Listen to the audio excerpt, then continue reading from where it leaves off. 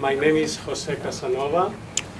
I am a professor of sociology and a senior fellow here at the Berkley Center for Religion, Peace and World Affairs.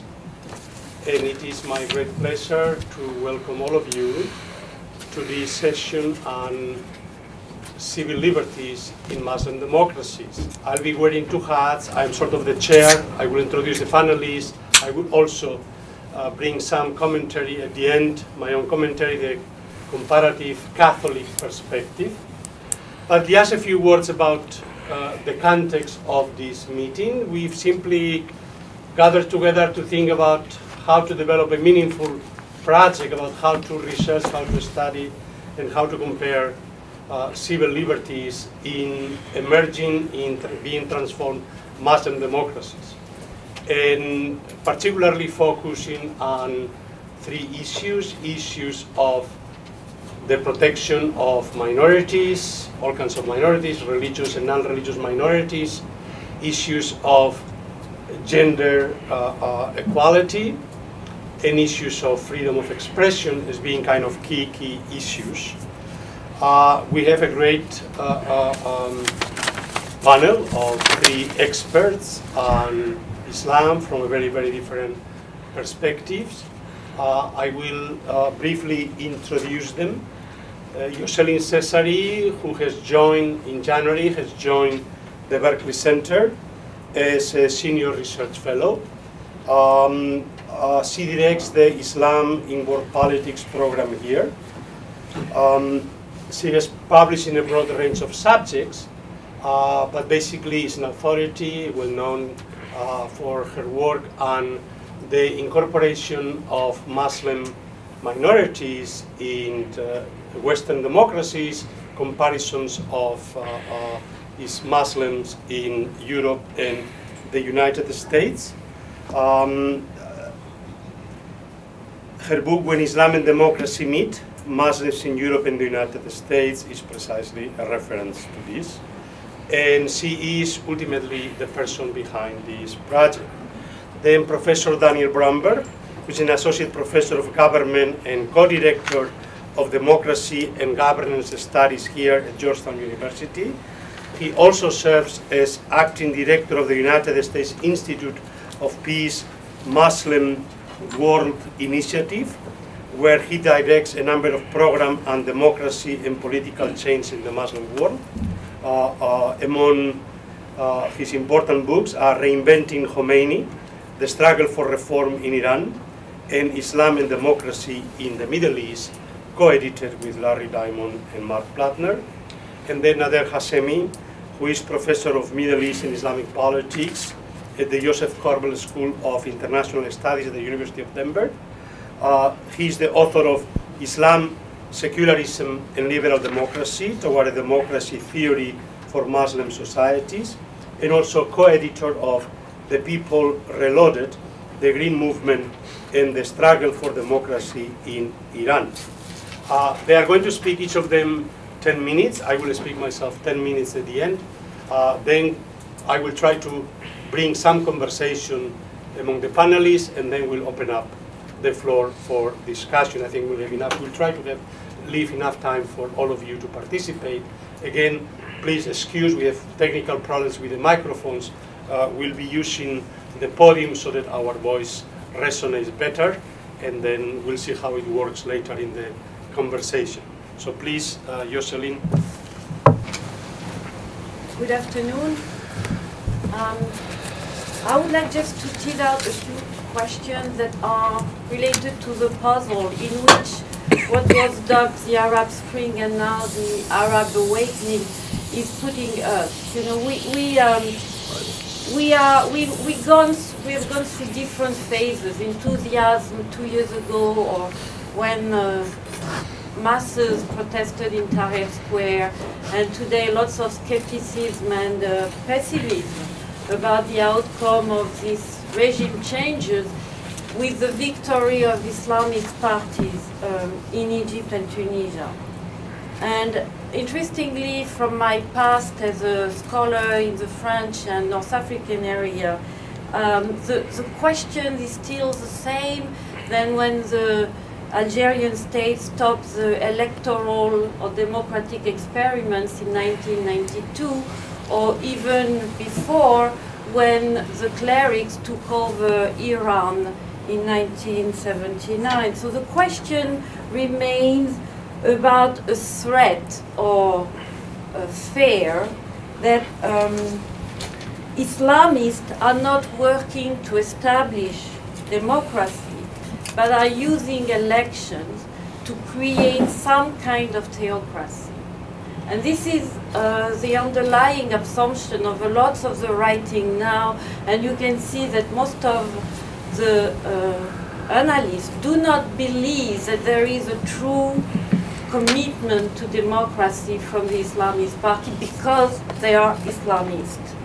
And I think that I would like to get away from this all or nothing interpretation, because it doesn't reflect first what we know for a long time, an accumulation of work that has been done in most of these Muslim countries.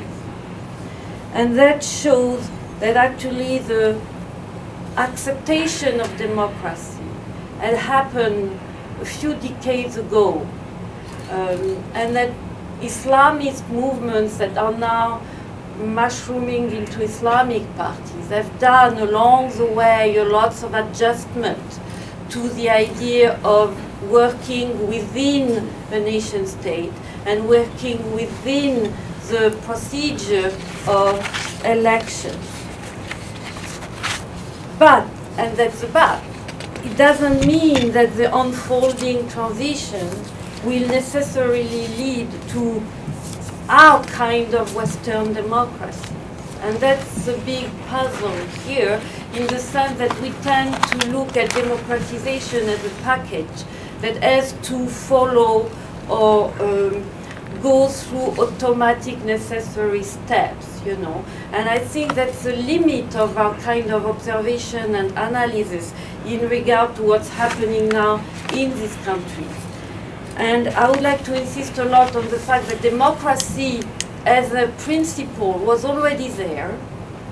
And second, on the disjunction between democratization and secular kind or secular forms of politics. First, unlike what we usually tend to observe, you know, if you look at the work on democratization that happened in Southern Europe, in Latin America, there you have lots of literature here called transitology that look at the way that different protagonists are finally agreeing about the fact that election and democracy is the only game in town, so to speak. What we know from at least the work that has been done on Egypt and Tunisia, and it's showing in the way that the different political protagonists are acting, there is an agreement, except if you take some fringes on that democracy is indeed the only game on town. In other words, the spectrum or the fear, more specifically, of the trap of election that will install the new pharaoh or the new authoritarian regime or theocratic regime in these countries, I think is unfounded. For reasons, again, that show that you can be an Islamist and be part of a democratic system. After all, we are saying that this is new, but if you look at the case of Turkey, if you look at the case of Indonesia or Malaysia, these are Muslim majority countries where there is explicitly a role of Islam in political life, and you can also say that they not perfectly but function as democracies. And again, I'm not trying to predict anything. The test will come from the persistence of the election system and how much of it will be maintained even if the Islamists in the next round of elections do not win. Interestingly, and that's why it is also important to look at civil society, we know through different pollings and that's why it may have an influence even on the strategies of the rulers, that the majority of members of civil society across Muslim countries are in favor of democracy. And again, this is not the outcome of the Arab awakening or the Arab Spring. There have been multiple pollings done over the last 20 years that show that everywhere when you interview Muslims in these countries and ask them what is their favorite or preferred form of regime, they say that it's democracy. At the same time, and it's again part of the puzzle, they will say that they support democracy but agree with the importance of Sharia, not only in their personal life, but also as a principle for political activity. And that's where we are not very or ill-equipped to understand this disjunction. And then that's where the question starts about the double talk and the use of democracy as a mean and to achieve a new form of authoritarianism. And I don't think this is the reality of people on the ground. They may indeed want to see some kind of forms of religion in public life or use religion as a tool for political mobilization. It doesn't mean that this will end up with a new form of authoritarianism. And in contrast, and that's why maybe the European experience can be sharply opposed to some extent,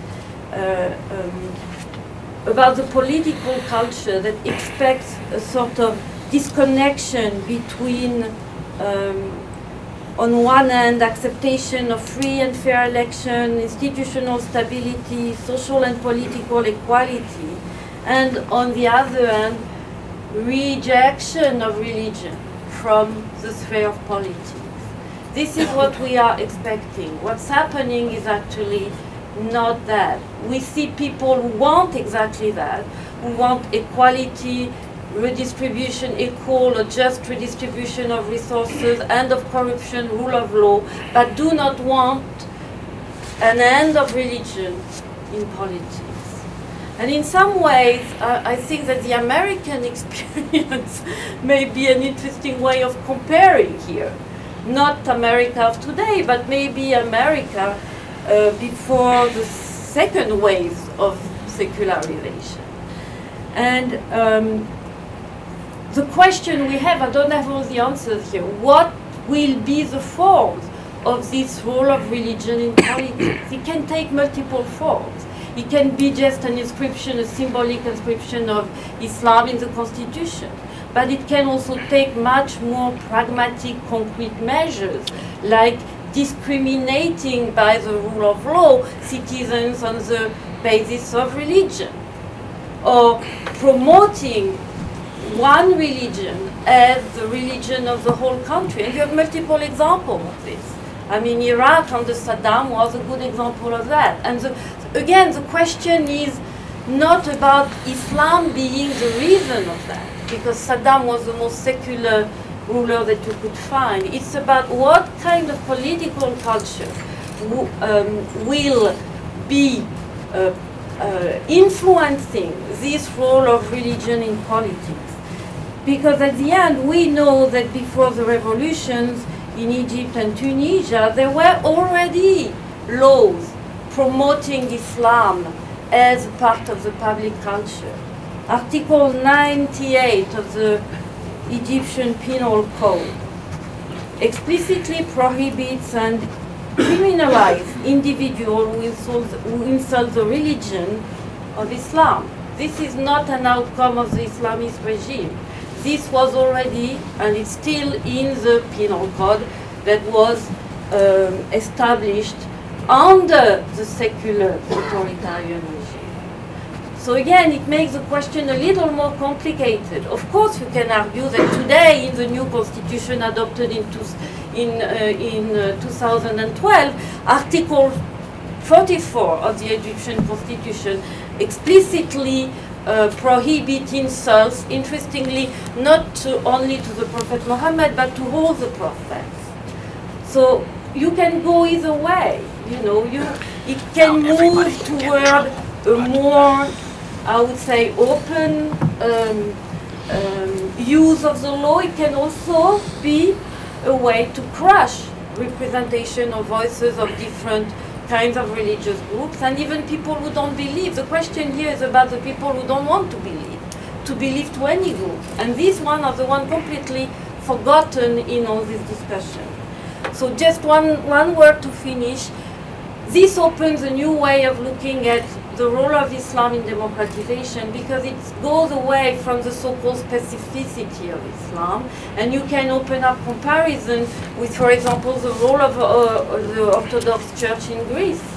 Today, you would say, yes, Greece is a democracy. The role of religious minorities today in Greece can be compared to the whole discussion we are having on the role of minorities and civil rights in Egypt. So it's hard to conclude on such an open assertion, but just to try to break away from the so-called, I would say, exceptionalism or specific obstacles that Islam poses to democratization. Thank you. Thank you very much.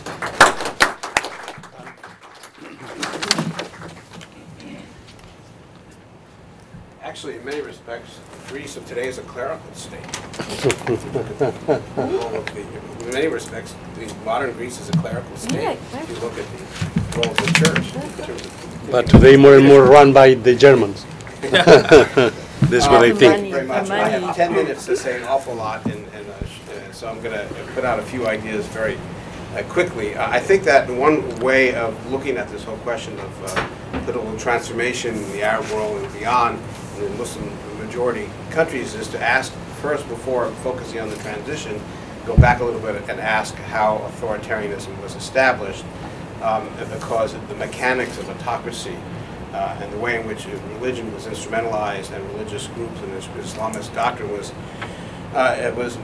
used. It helps to explain a lot of the dynamics, I think, of transition today. I'm not suggesting that the authoritarian past of these various countries creates an exact path to any kind of future, far from it, but I do think the constraints of the past are very important. In that regard, I would suggest that, and this ties very much into the project that we've been talking about today, I would suggest that that authoritarian regimes existed not merely through the use of force, not merely by relying on the very powerful security apparatuses of these countries, but also by using the protection of the state and the institutions of the state to provide protection and patronage to groups whose calculation would be that, subjected to a free and unfettered democratic process, they might be politically or physically obliterated. And that very much ties into the three groups that we've been talking about today: secular women's groups in particular, secular liberal intellectuals and the intelligentsia, the professional business classes in these countries, and religious minorities, or ethnic minorities as well, whether we're talking about Berbers in Algeria, Kurds in Iraq, and so on. They all had reason to believe or fear, particularly when we're talking about North Africa, that the transformation of their countries into democracies would expose them to an open political process in which they might actually lose. And there is a basic rule, and I think the transitology literature is useful in this regard, and that is, for a successful transition, the winners in the transition process, those who have the most to gain, must provide guarantees of some kind. Credible civil rights protections, institutional protections, and the like, to the potential losers, those who have perceived that the protection that had gotten from the previous regime will be removed, and they will be exposed to the tyranny of the majority. And so, in order to sort of overcome that fear, and this is really what we're talking about here in terms of Tunisia and Egypt, we're talking about the fear, particularly of the losers in the process, and where they will end up in the political process in a democratic polity. You really have to have some sort of process of negotiation that creates an institutional and legal basis by which all key groups can transit from a protection racket of the authoritarian regime to a protection racket for the democratic regime. And that means coming to terms with fundamental issues about civil rights, about collective versus individual notions of political community, These things have to be negotiated, and the instrument for that negotiation differs, but the basic arena is the arena of constitutionalism. And I think this is critical. And in that regard, I'm going to say something that's going to differ a little bit from our previous speaker, our chairperson, and that is, or our commander-in-chief, and that is to say that as far as I'm concerned, the real obstacle, particularly in the Arab world, to making this transition from authoritarian protectionism to democratic protectionism is the lack of consensus among the key groups as to how to define political community and the notion of civil and political rights. I think that is a fundamental obstacle. I agree that on some level, all the key players have agreed that democracy is the only game in town, but they cannot agree on the rules, they cannot agree how to play the game, and as a consequence, they can't come to a fundamental arrangement, and the kinds of arrangements we have seen thus far, particularly through the Egyptian constitution, the constitution as it has been now written, gives certain groups every reason to fear the outcome of a democratic election. And that's not how you get a transition. You get a transition by addressing those fears and showing that they're baseless, or they're not a basis for rejecting the process of democratization. And I think that in the case of Egypt, there's really an open question as to whether the process of coming up with a constitution and the elements of Egypt's new constitution. It used to be said in the previous regime that Egypt had a constitution that guaranteed freedom of expression. The problem was that it didn't guarantee freedom after expression. And this is the same problem we face now in Egypt, in which the Muslim Brethren, if they get control of the courts, and the Supreme Court in particular, could institutionalize a permanent incumbency, not unlike what appears to have happened in Turkey, which is not, to my mind, an example of successful democratization. In many respects, the Turkish example, the AK Party, is a reason for profound concern, because it's a party that has used the justice ministry and other mechanisms to persecute and isolate various intellectuals and journalists who simply disagree with the party. So I think that one of the things we're going to want to do in this project is look at cases where that kind of consensus building is successful and cases where it has been less successful. We want to look at different kinds of outcomes and try to explain them and explain the processes. In the case of Tunisia, and I'll finish up here because I know my time is limited, in the case of Tunisia, there was an initial effort that preceded the revolution of secular and non-Islamist political leaders and Islamists from the Nakhta party to negotiate the broad parameters of a political pact. This was, in fact, several years before the transition took place. And the leaders of the Nakhta party, in part because of their own experiences of authoritarianism, made a real effort to reach out to key elements of the secular opposition, which had been protected by the Ben Ali regime. I think what has happened there is that the rise of the Salafist movements have really put the Nakhta party in a difficult position. They are trying to maintain their credibility with multiple constituencies, and as a consequence, they're losing credibility with everybody. That's the sort of Gorbachev approach, and it doesn't necessarily succeed very well. And I think that that could be a real problem.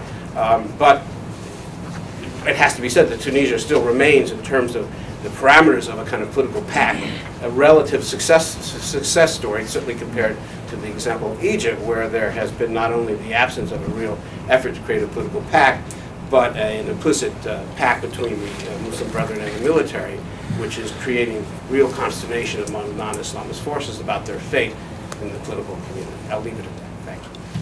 Thank you. Thank you.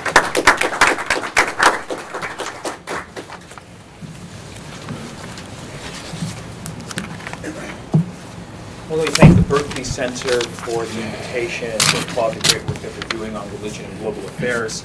I want to begin by really shamelessly promoting my own work on the topic. I wrote a book in 2009 called Islam, Secularism, and Liberal Democracy Toward a Democratic Theory for Muslim Societies. And in that book, I argued that in Muslim societies, the road to democracy, whatever twists and turns it might make along the way, this process cannot avoid passing through the gates of religious politics.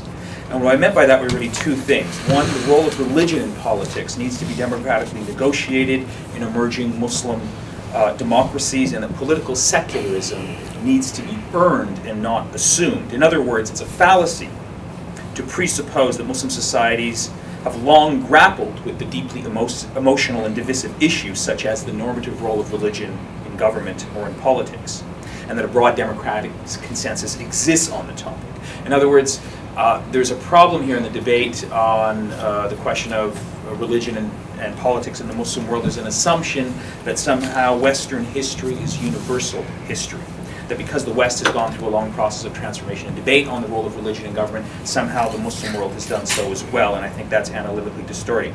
And the second thing that I meant about, with respect to the question of the path to democracy in the Muslim world has to pass through the gates of religious politics, I also meant that religious-based parties and intellectuals could play a critically important role in the democratization of their societies, provided they reconcile their political theologies with universal standards of human rights and the modern demands of democracy.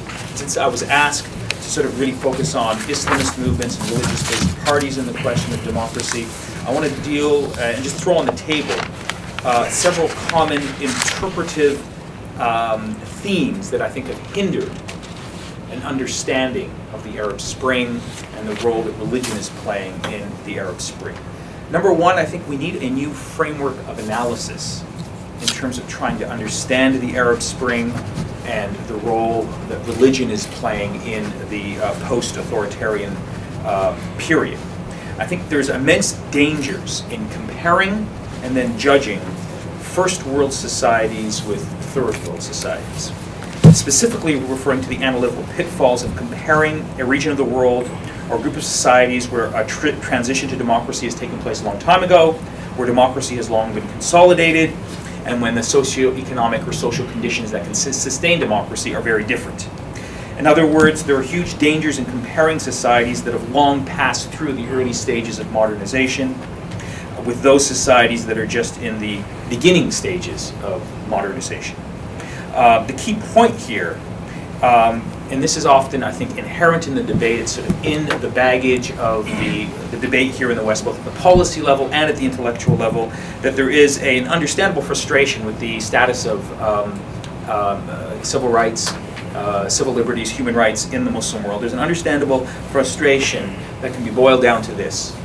Why is the Islamic world so seemingly different than the West? Why are they not more like us? Why is there such a chasm?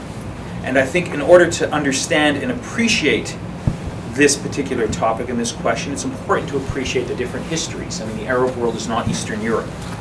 There have been different historical experiences, both in the pre-modern period and in the modern period, that have affected the processes of modernization. Very different, although there are similarities. I think one of the core features that has not been sufficiently appreciated in this debate about the question of democracy and human rights in the Arab Islamic world is that the legacy of the post-colonial Arab state has really been a very brutal one. Societies have been brutalized by these police states, and largely speaking, they have been failed political development models. And you can see it right now, the legacy of instability, the legacy of distrust, the polarization between secularists and Islamists in Tunisia, for example, or in Egypt today, where the opposition movement will not talk with the Muslim Brotherhood. This legacy will take generations to overcome. It's going to deeply affect and shape the processes of debates on democracy and human rights, and it's a problem that I think we have to deal with. I mean, the whole rise of the Salafist movement is really a legacy, in my view, of the really horrific policies of the post-colonial state. The other problem of interpretation that often, I think, hinders a Western understanding of the question of democracy and the role of religion in Muslim societies is this formula that I think doesn't really apply and doesn't help when we apply it to the case of the Islamic world. And that's an often sort of unstated formula where secularism equals the good guys and Islamism or religious-based parties are the bad guys. This is deeply problematic and misguided. We can't apply or shouldn't apply a Swedish or Canadian standard of politics to the emerging struggles for democracy and human rights in Egypt, Libya, Tunisia, etc. You know, I have a lot of my students who are interested in studying this part of the world, and they naturally sort of apply their own standards of politics here in the United States to the case of the Islamic world. They support Obama, they're on the left, they're progressive, they support gay marriage, they're sort of open-minded, and they naturally support those constituencies here in the West, here in the United States, and then they look in the Islamic world for similar parties, the secularists, the liberals, the people who reflect their own thinking and thinking these are the societies, these are the groups, these are the leaders who are going to lead the way forward for a democratic transition. But I think that's deeply problematic. It's deeply problematic. I think the evidence shows, the empirical evidence that we have up to date, although it's shaky, is that the path to democracy in Islamic societies is not going to be led. It has to include, but it won't be led by the secularists and the liberals, but it's going to be reformed Islamists, post-Islamists, in Asif Bayat's famous formulation, that are going to play an important role. About 5 years ago, 6 years before the Arab Spring, Vali Nasr wrote an important essay in the Journal of Democracy called The Rise of Muslim Democracy. We actually predicted this, or suggested that this would be the way forward, looking at the transformation of Muslim-based religious parties, drawing a distinction between the old Islamists and the new religious-based political parties that were playing an important role in the advancing the democratic project. And we see that again today. In the case of Tunisia, I think the role that Ennahda is playing is seminal, really acting as a buffer between extremist elements in their society, secularists, and the ultra-conservative Islamists. And I think this is a process that we have seen in Turkey, although I share Dan Brumberg's sort of reservations about what's happening in Turkey. We've seen it in Malaysia. We're seeing it in Malaysia. We're also seeing it actually in the case of Iran, where the Green Movement is very much a post-Islamist, I think, political phenomenon that embodies the best hopes for a future democratic transition in Iran. So just by way of conclusion, I think we have to appreciate, when we're thinking about this whole debate about civil rights and civil liberties in Muslim societies here, is that we have to have a sense of history, and we have to realize that there's no quick fixes. Thinking that with the fall of a dictator, you're going to have the emergence of a liberal democracy that looks anything like we have here in the West is wishful thinking at best. It's, I think, deeply misguided to think that the Egyptians are going to sit down and write their first constitution. It's going to be a constitution that replicates Sweden or Canada. These are long-term processes that are just beginning, and they have to play themselves out. And we also have to, I think, be honest with ourselves, that as we are sort of very optimistic about the Arab Spring, I think most people in this room are, and we hope for the best, that there's a possibility, a very serious possibility in some cases, of rollback, of the reconsolidation and the reemergence of different forms of authoritarianism. There's no guarantees here. But, you know, having said that, I think if we just have a sense of history, 2 years ago, if we were in this room, 2 years and a bit more, the idea, the very notion that we would be talking about a post-Mubarak Egypt, maybe we can envision a post-Assad Syria, a post-Ben Ali, was wishful thinking. No one could have predicted it. So I think we are in a new era, one that still holds quite a bit of promise, but I think we need to be cautiously optimistic about the huge developmental challenges that lie ahead. Thanks.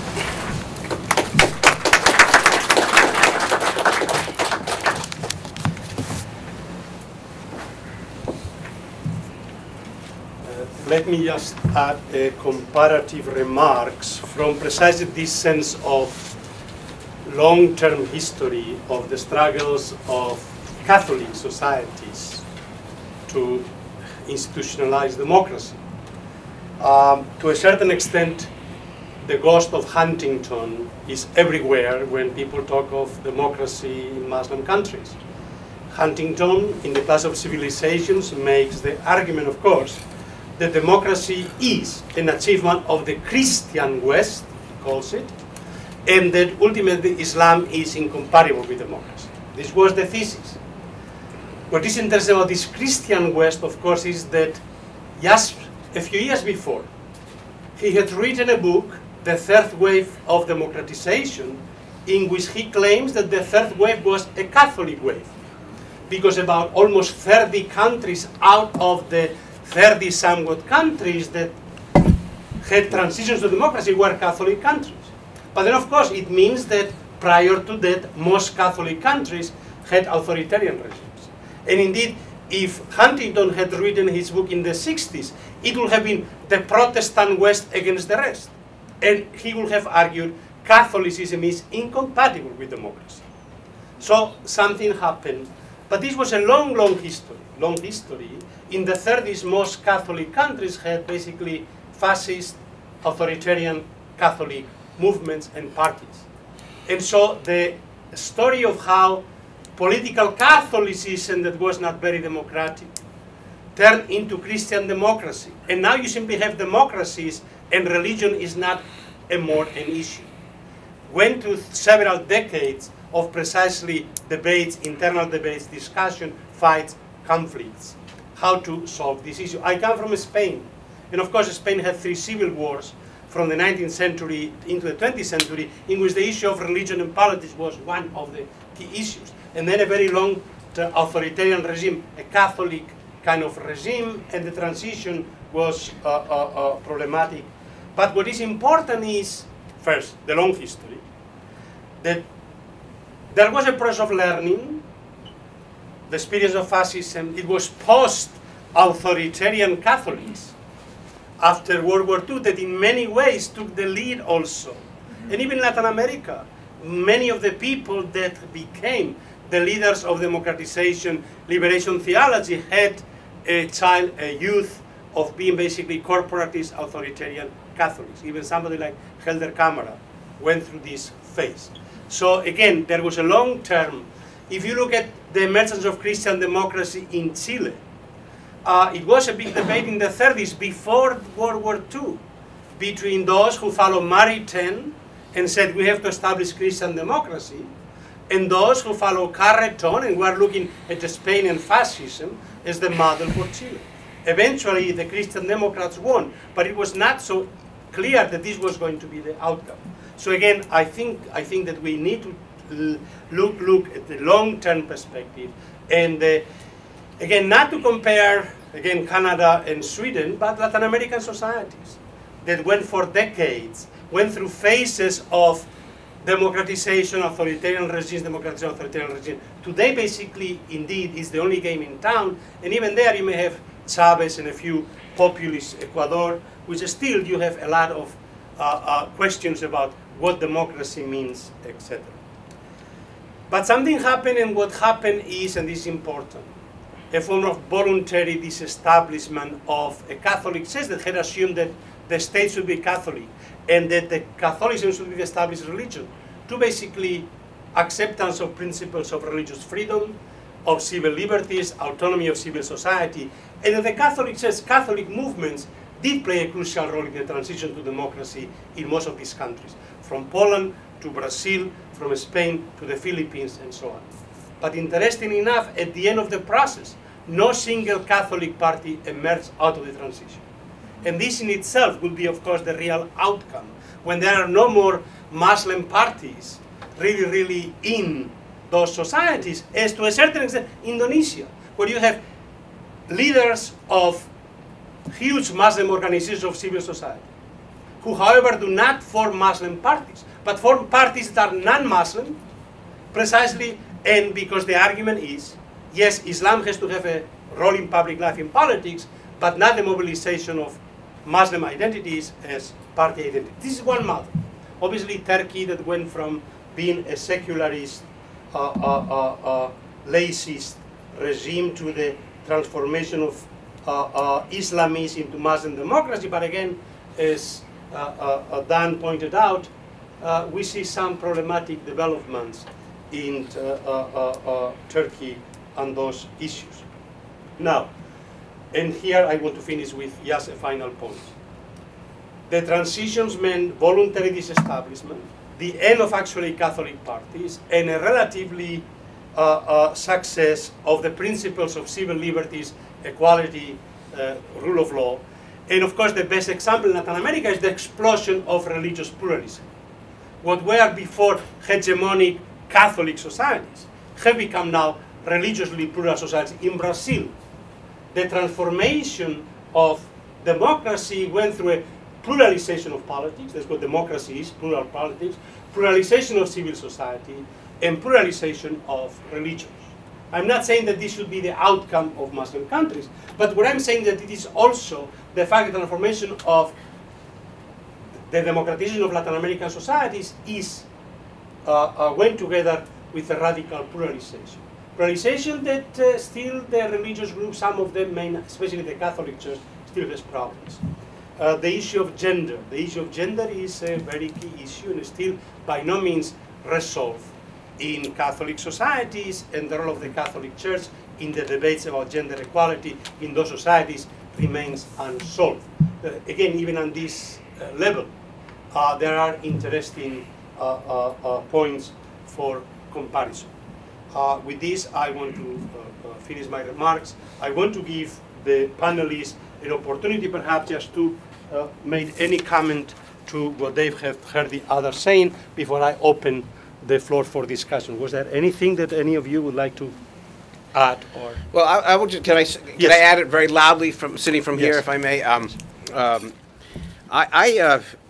Speaking of Ali Nasser's famous piece in the Journal of Democracy, which I think really generated a lot of useful discussion about, I have some reservations, and I am concerned that while I understand the concept of post-Islamism, that too becomes a kind of form of essentialism in which we sort of look for something that's magical out there called post-Islamism, and it becomes kind of a new kind of cultural vision of what these societies are supposed to be like that has a nice echo of what, you know, America is supposed to be like. And, you know, to me, I take a kind of hardcore political look at this, and I see Islamist parties who have multiple constituencies. A party like Nahda may, in some respects, its leaders, and I've interviewed them, and various other our colleagues here have interviewed them, will advocate something that looks like a post-Islamist sort of agenda. But at the base, they have groups for whom the issue of Islam is very important, and expect that their leaders demonstrate that their notion of political community is very much in concert with what they consider to be the authentic moral claims of Islamic tradition. And so it gets, so, you know, is this an example? Now we begin. Now, you know, we're starting. So, you know, and so balancing it, maybe you can call this process post-Islamist balancing out, but, you know, the labels get in the way often, I think, of understanding really what's going on. So I only sort of put out that sort of question mark. We should be very careful about sort of what we mean by post-Islamism, particularly when the kinds of dynamics I just talked about may make it very difficult to come up with a kind of basis for political consensus that will lead to and advance the process of democracy. I would like just to reinforce this point about being cautious on the post-Islamism label, because at the end what we see is, you can say you call post-Islamist any group that accepts a civil state and doesn't want to put, you know, God in the constitution.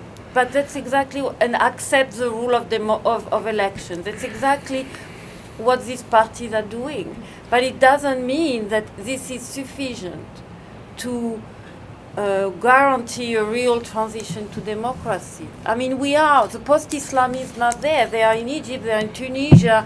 They go by the rule of the people's sovereign. They accept that. But does it mean that the consolidation will happen? No. Does it? I mean, it doesn't guarantee any smooth transition to democracy. So yes, they open the gates to democracy, but they are not an homogeneous actor that will ensure the transition to democracy. For the reasons that were just mentioned, it covers a vast spectrum of people who just want, you know, a symbolic inscription of Islam in the constitution, to others who want a discriminated use of law among citizens. So you have the spectrum here, you know. So I think that's why I agree that the post-Islamist doesn't resolve anything. You know, we think that because they are post-Islamists, they are pro-civil rights. I'm not sure they are. That's the point. Would you like to add something? Well, I really don't disagree with anything that was just said. I think we are all on the same basic sort of page here. There's no guarantees with respect to the transition to democracy. It's not simply about the emergence of these, for lack of a better term, liberal Islamists who are going to guarantee the process. And Dan, yeah, I agree with your observation about, you know, Ennahda and the different sort of political constituencies that they're trying to cater to. It's not just the conservative sort of illiberal core that is there and that is being wooed by the Salafist parties, but they also realize that in order to get elected, and this is, I think, one of the good things about electoral politics, it forces these types of rational calculations to take place, that if they want to stay in office, if they want to play the game of politics, they have to reach out to other constituencies as well. People, there was a moderate center there that they have to take in consideration, and so they're weighing these internal processes. And I think fundamentally, just to put a positive spin on it, that's what democratic politics is all about. Party politics, electoral politics, and making those judgments, making those decisions, and then taking it to the electorate for a vote. So I think in that sense, there's room for optimism here. But again, we're really talking about the Tunisian case, which is the one really bright case that we have in the Arab Spring context. The other ones are... And just briefly, and then I will open up. And actually the internal pluralization of different Muslim political projects is extremely important, precisely, right? So the Salafis, as much as we may be concerned, which are even worse than the Islamists, the Muslim Brothers, right? It's very good that there are Salafis and Muslim Brothers. They have to compete with one another. Lots of Salafists competing against lots of Salafists. Exactly. So this is actually very, very good. By the way, the notion of post-Islamists has been instrumentalized by Islamists. So, they come and say, don't worry, I'm a post-Islamist. You read Vali Nasser, don't worry. I mean, they read our, so we... these worlds come together. So now let's open up. We have, and please identify yourself and speak a bit loud. Turkish, yes. Okay. Oh my God. Yes, and the second first, second, and third, the lady here. Yes, Turkey. Please speak up. Thank the panel for a very interesting presentation of the issues. I have some comments. My name is Masoud Kabusi, I'm a professor of international business. Could you speak up? We can't hear you very well. There's an air conditioning unit here. But I don't think the microphone... Just speak a bit louder because it's hard to hear you. Well, I have some quick observations and comments. It seems to me that the panel or the panelists have a common thread with various strengths, that they have voluntarily put themselves in a convenient box or trap of democracy determinism. That is to say, based on our own ethnocentric value system, everyone is supposed to adopt our way of democratic arrangement. And we're puzzled when Islamic societies do not turn out to be something post-Islamic in the way or fashion that Christian societies turned out to be post-Christian after the Renaissance and the how many quickly we equate Islam with examples of authoritarian regimes and negate Islam as a result. How many secular authoritarianism or authoritarian states does it take for us to negate secularism? We're still in the process. I think the question is not whether Islam is compatible with democracy. The question is whether democracy is compatible with Islam. And that's the question that the Muslims are asking themselves. So that's my comment. Okay, thank you very much. Please, second, and then you. I'll stand over here so I can be heard. My name is Joel Teitelbaum. I'm Fulbright Association at the current time. Formerly all the things that you guys were. And my question to you is, leave the isms out for a moment. I heard mention of post-colonial societies, regimes, authoritarian and such. How about a generational view of this as opposed to a political fantasy? Generationally, in the late 40s, but mainly the 50s, the so-called now Arab Spring societies were created as independent entities. That was the time when they called it post-colonial. There is no more post-colonial. Those guys are either dead or living in Saudi Arabia.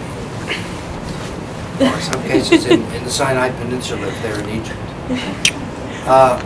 So by the 1970s, and I recommend this to you, 30 years later, late 1970s, with the Iranian Revolution and all that, came the next generation, which then swept through the Islamic world in its own way, even though it was Shiite in origin. And we have a lot of wars to prove it. And now, in let's call it the post, I hate to call it 911 generation, we have a third generation, which is no longer post-colonial in any way or form.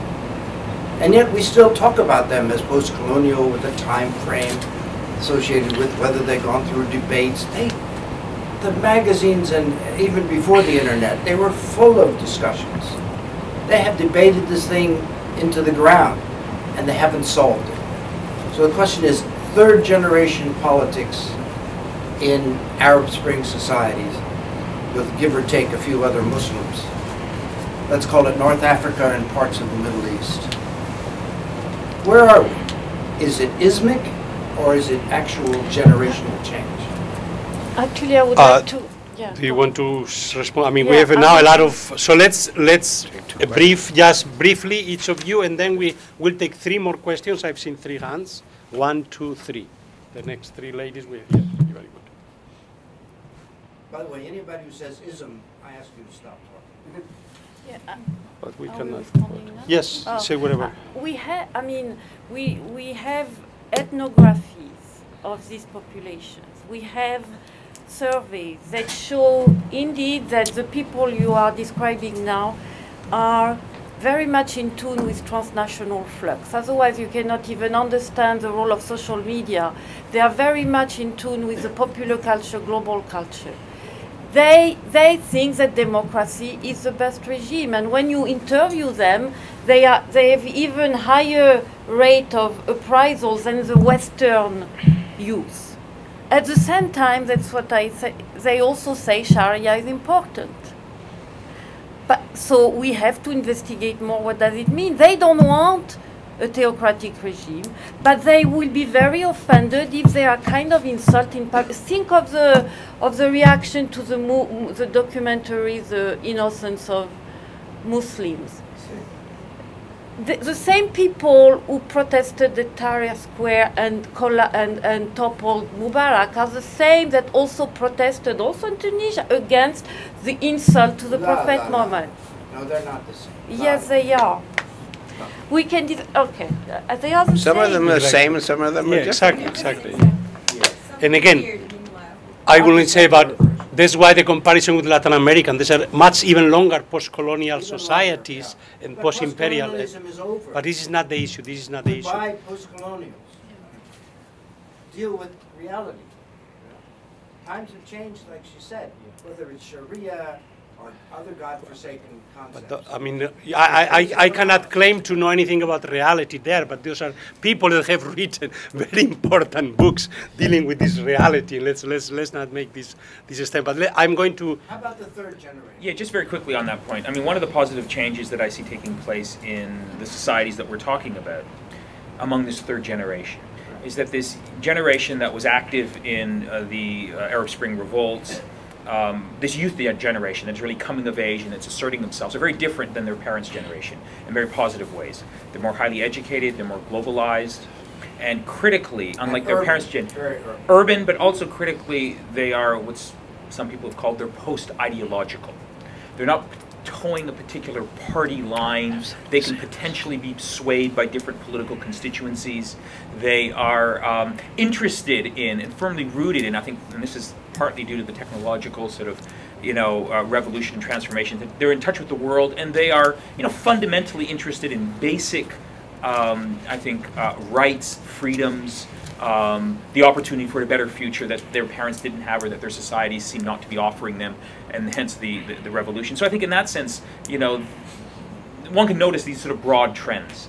That's not everyone, but I think that's a critical mass, and I think that's a potentially positive sort of transformation that's been taking place. But we need to open up. We need to open up. We need to open up the conversation. Dan wants to add something, and then I'll go. I just with my colleague to my right a little bit. I am very concerned that we, particularly in the wake of the Arab Spring, that we not generalize about what the emergence of youth means in these political societies. Whether you're affected by the internet or not, the conclusions you draw about the kind of political community you want can be quite polarized. And you can take 2 post-ideological, actors and put them in the same room, and they'll kill each other.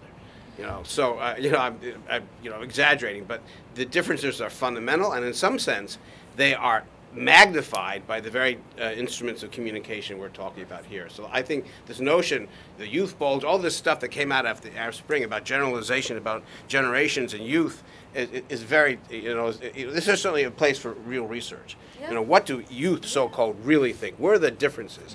And you'll find that this is a complex phenomenon as anything else. Okay, let's now 1, 2, 3, please. Well, I guess I'm going to speak on behalf of the youth.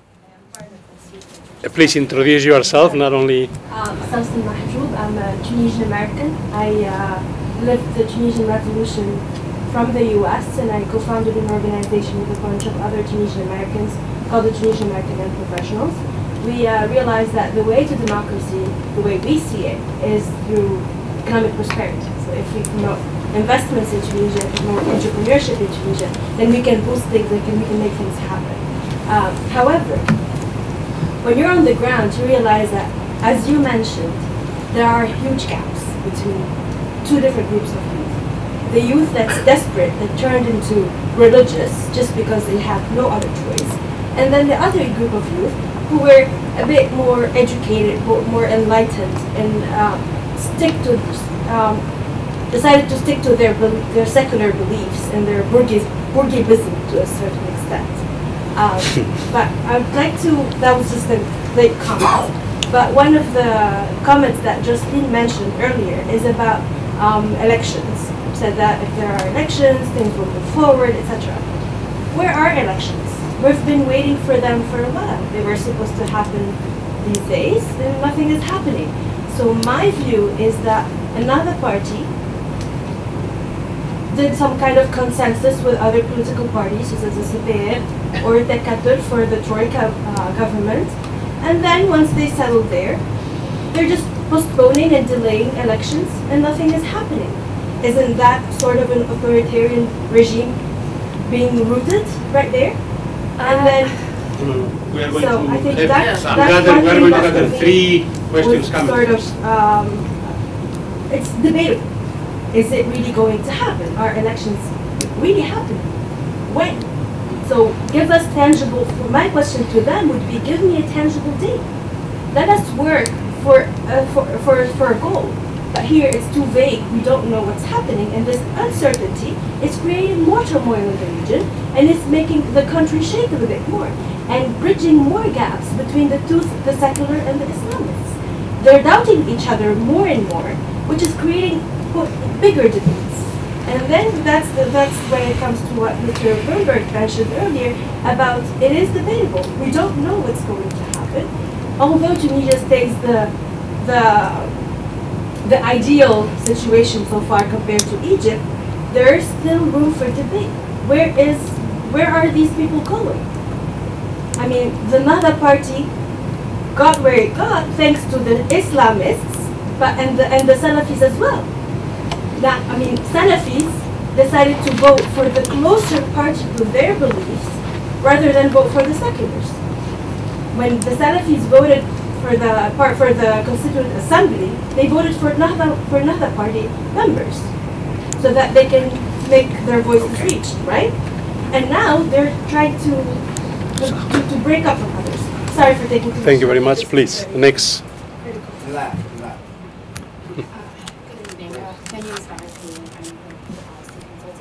Can you speak up, please? Sure.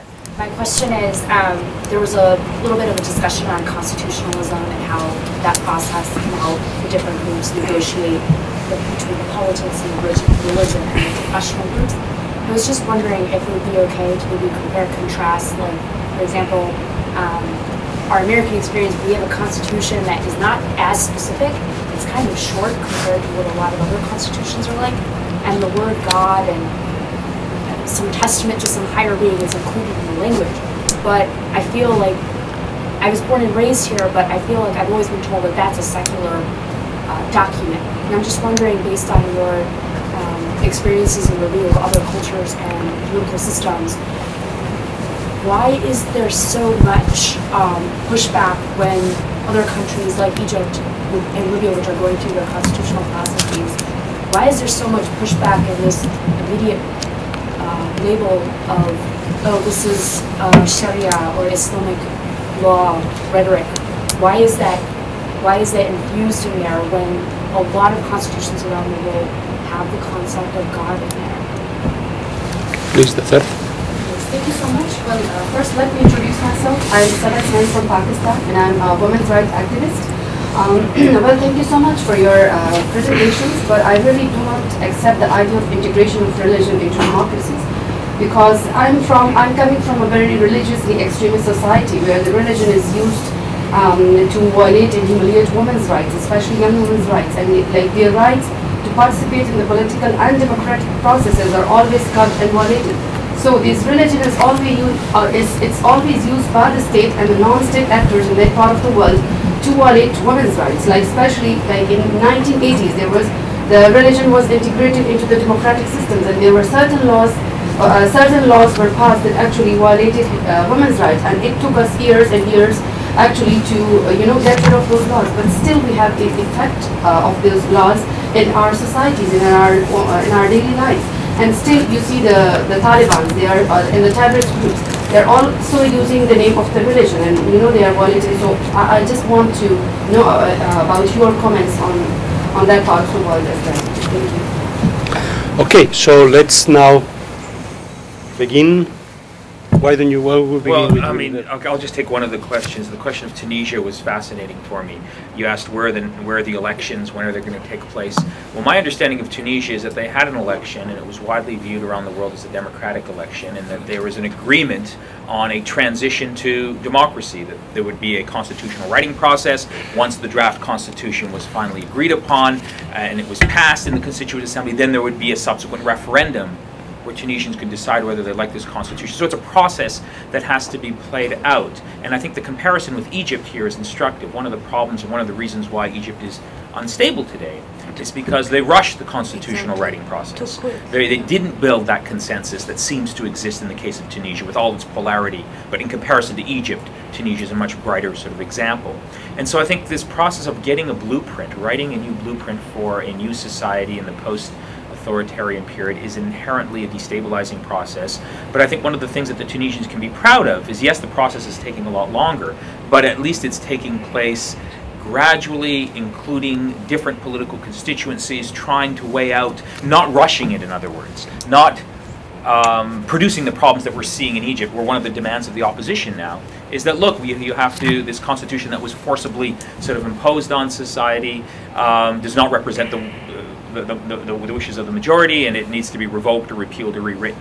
So these transition periods, I mean, this is sort of a given, but these processes of democratic transition are inherently destabilizing periods of time that I think require patience, require sort of the best face forward among all the political actors. And so I can understand your frustrations, but I think if you were to compare Tunisia with Egypt, there's a lot to be optimistic about. And I have no, I mean, I could be completely wrong. You're Tunisian, I'm not, but I'd be very surprised if, tomorrow Marzouki and then Nader are going to sort of stage a military coup d'etat and impose some sort of Taliban state on Tunisia.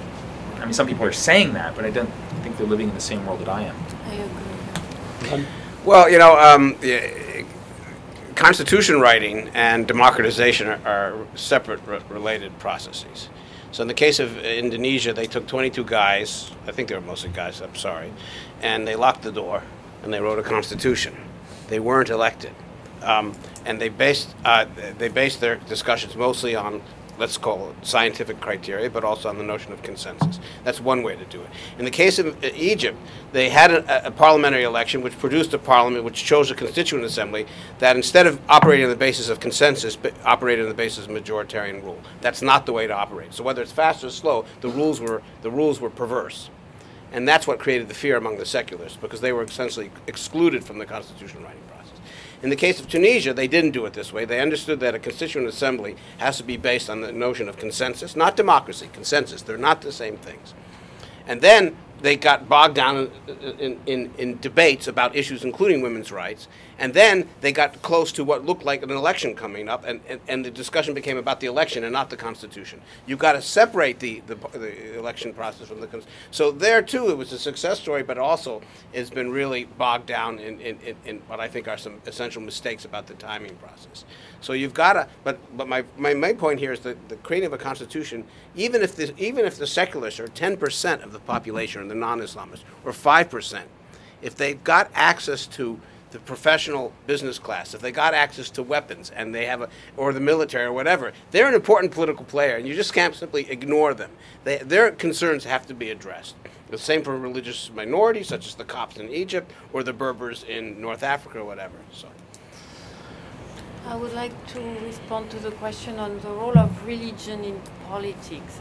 I understand your objection on religion and democracy, but it's not possible to assume, and I'm not talking about Islam only, that religion has a negative role in democracy.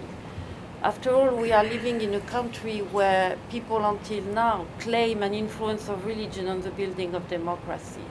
In Pakistan, Jinnah was at the head of a Muslim league.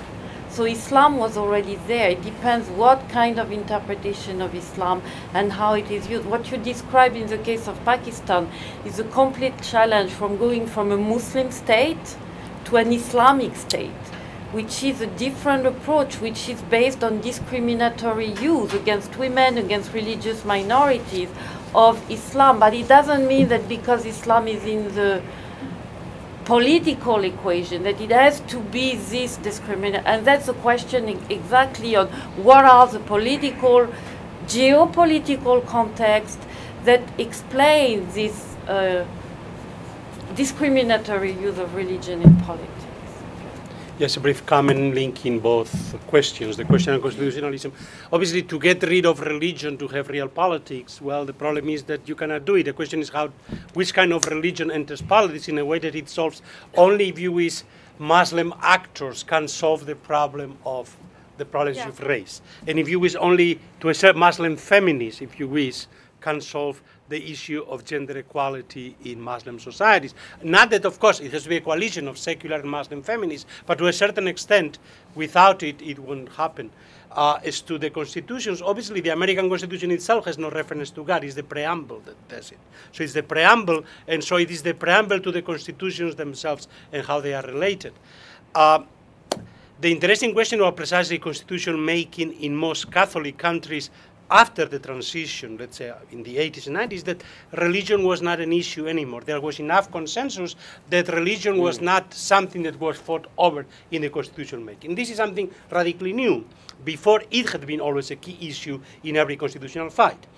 Even in Poland, I mean, just Glemp just died a few days ago, he, as the primate, still wanted to have a Catholic state and a Catholic constitution. Fortunately, there was Wojtyla in Rome that told him, listen, I cannot go around the world preaching religious freedom if you yourself in Poland establish a Catholic state. So, but certainly, Glemp and most Catholic, or the leaders of the hierarchy, this was still a contested issue. Fortunately, because in this case, the Vatican played a positive role over Glemp. But so it is a complex issue. But again, even if the Constitution has not changed the United States, the meaning of it keeps, we are still arguing about the intentions of the Founding Fathers, and the court keeps changing the meaning of what this separation of church and state means. So it's still, and of course the important thing is that even everywhere, from France to India to China, these issues have re-emerged everywhere. The relation between religion and secularity and politics has not been solved anywhere. It has been reopened everywhere. So basically, this is going to be an issue, and it'll be interesting to see how different Muslim political actors address, and non-Muslim, address this issue. Do we need a Sunni Vatican? Well, of course, there's the advantage and disadvantage of having a Vatican, right? That for 150 years, nothing happens. And then when it happens, in one decade, everything changes, right? But then it can also be. So it's advantages. Shia, of course, Iran is closer Islam provides to no basis that. for a Vatican. Anyhow, there were more, yes, 1, 2 in the back, and another, and 3. So we have 5. Let's gather all 5 questions very quickly, and then we'll move to help because we Hi, my name is Xavier Peña. I'm an intern right now at Senator Mark Kirk from Illinois. And I'm just interested, of course, in the question. I'm very interested in foreign policy, specifically human rights, democracy issues. Apart from focusing in on flagrant violations of human rights, liberties, I'd just be interested to hear from you guys what are some things you think, what kind of role, it sounds like maybe a role for the U.S. would be a kind of supporting role to help the process, help it along. But yeah, just what kind of things maybe have been done right, or not helpful. Okay, in the back, there was, yes. Hi, my name is Paulina Kosinski, and I'm just kind of thinking about like what would a democratic country look like, you know, that has like theocracy. So I don't know much about, like, for example, Israel, but I know that they have certain laws that are, you know, religious and that apply to certain groups. So there's still the problems of second-class citizenship at the end of the day, and I think people within the state probably feel. So then the question is really not whether Islam is incompatible with democracy, but whether religion itself is incompatible with democracy, if you really want to have a state where everybody is treated equally. And, you know, touching on Pakistan a little bit, the point of Pakistan really was that it was created as a Muslim state. But then how far do you go? By an And I atheist. know, By an atheist. well, I don't know that she's always necessarily an atheist. But my point is that, you know, how far do you go? Because, for example, you have the blasphemy laws, and those are laws that are religiously based. So where does the line stop, and what kind of state really are you looking at that can marry religion with democracy? Okay.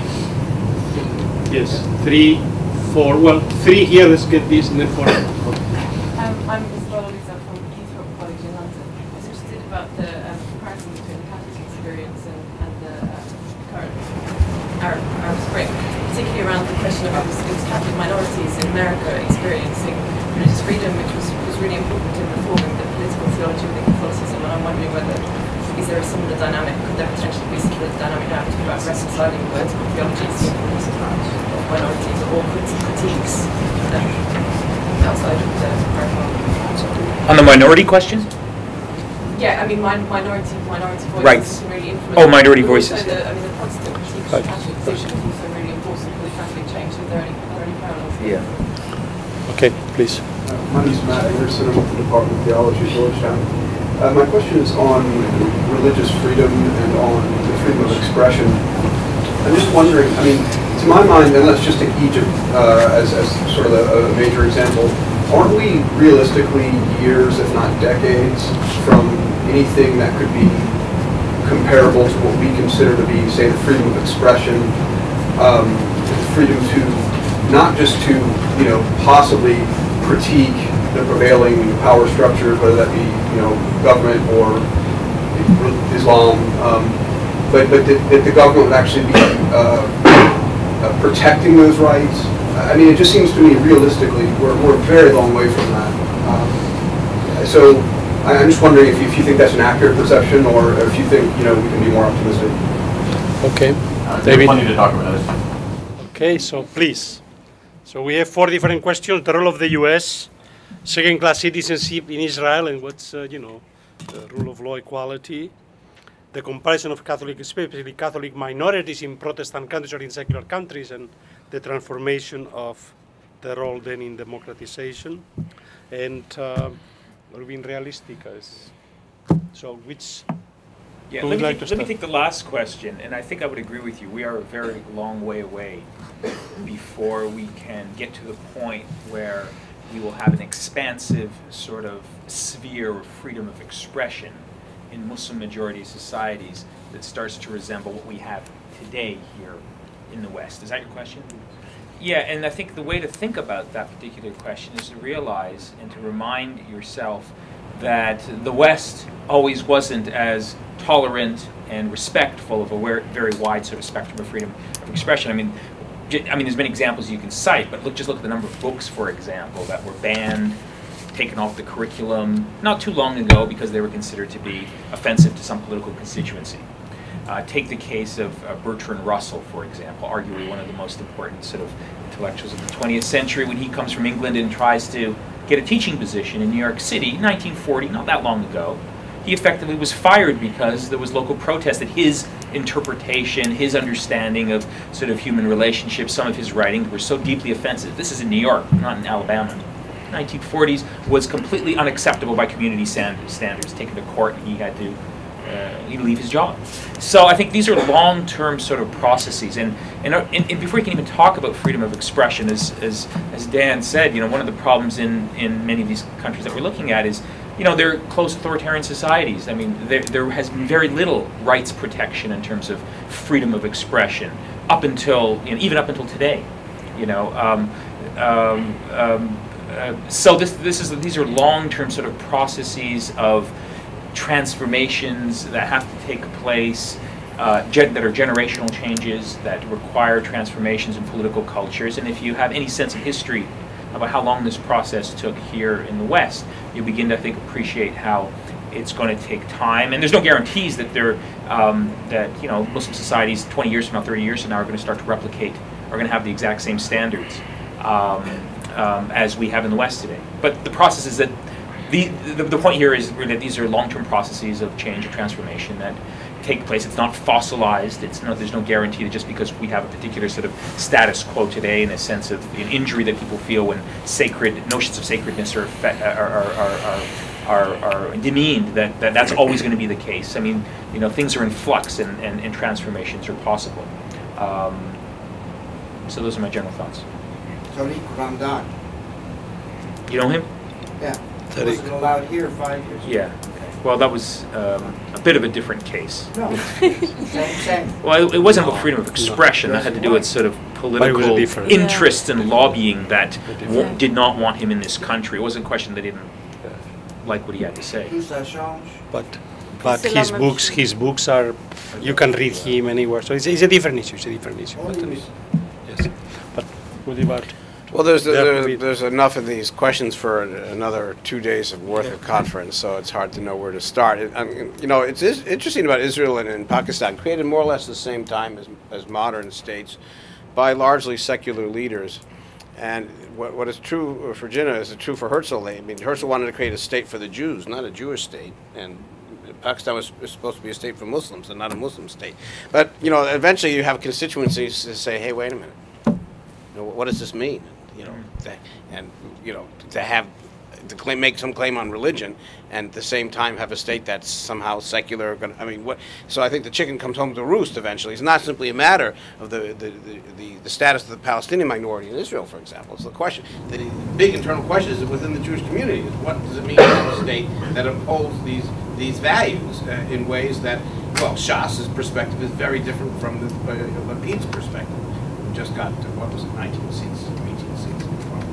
So, you know, there you have an example of a democratic country where increasingly there's no consensus.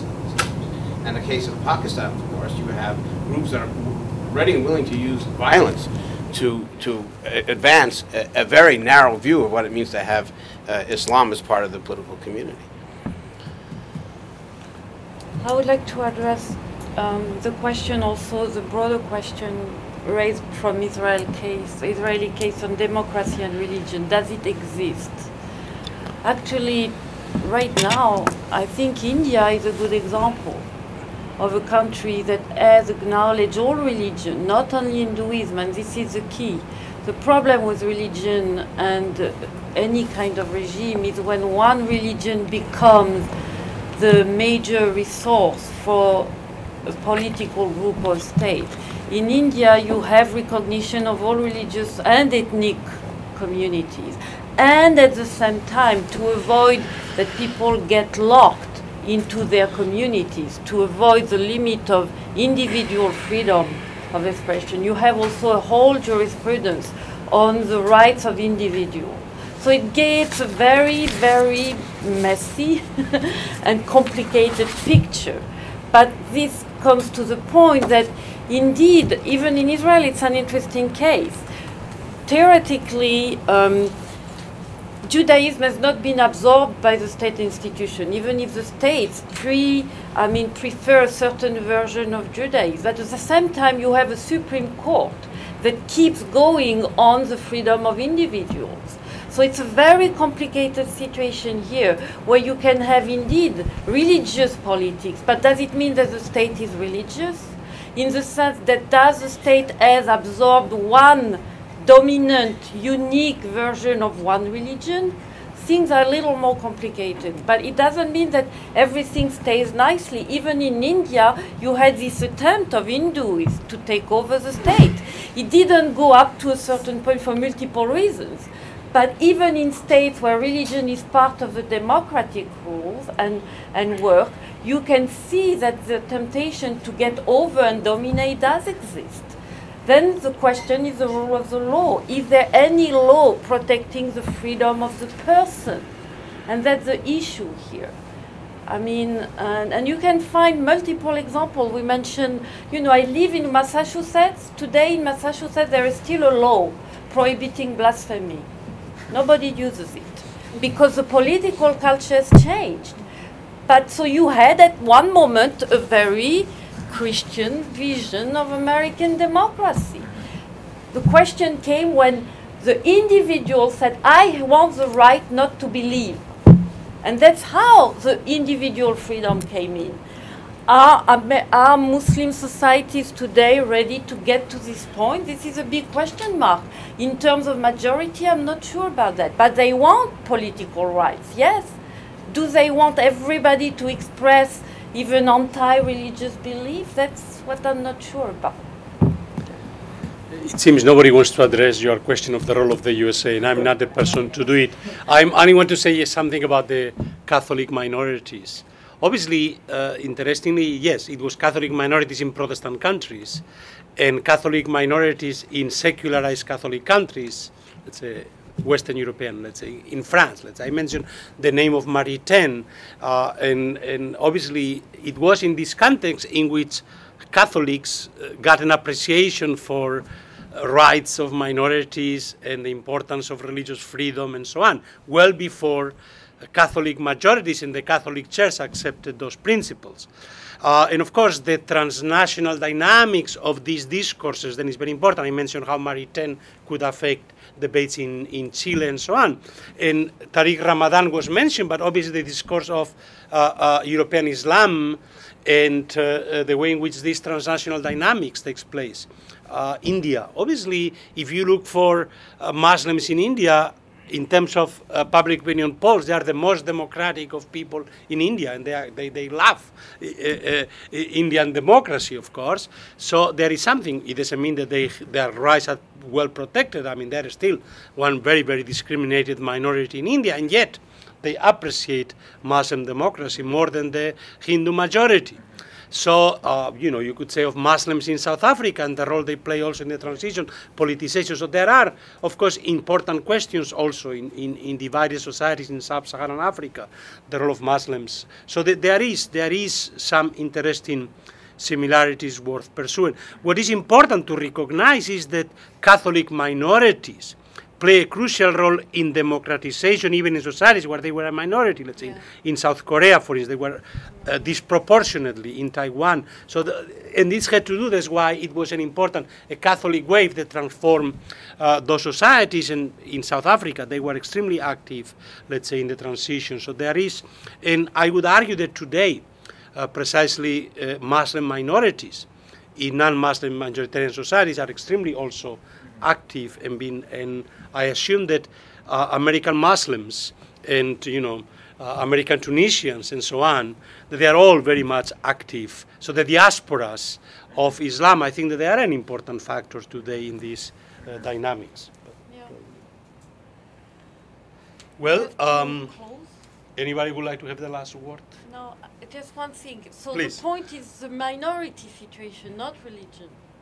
Well, obviously, we know from Tocqueville the crucial issue is how to protect minorities from the tyranny of the majority. This is the key issue. And in this respect, the religious issue is simply one, so how to protect minorities. And Dan made the issue of rackets and how authoritarian regimes sometimes have been used by minorities. And I mean, in Syria, of course, is the most dramatic case. The need to protect certain minorities and then how to basically expand to a really, really pluralistic democracy in which all minorities are protected. And the only way of doing communities by the majority itself being pluralized. Ultimately, it is only when majorities turn into factions. This was the great, obviously, Madison kind of, that only precisely by breaking the majority into factions that ultimately this is what we need to do, right? So as long as you have Muslim majoritarianism, then it's a threat, and Catholic majoritarianism is a threat. Only when this disappears and you have internal pluralism, then obviously things can work. So I think we can close. Well, thank you very much. Thank you, especially the panelists. Thank you very much. And thank you, everybody.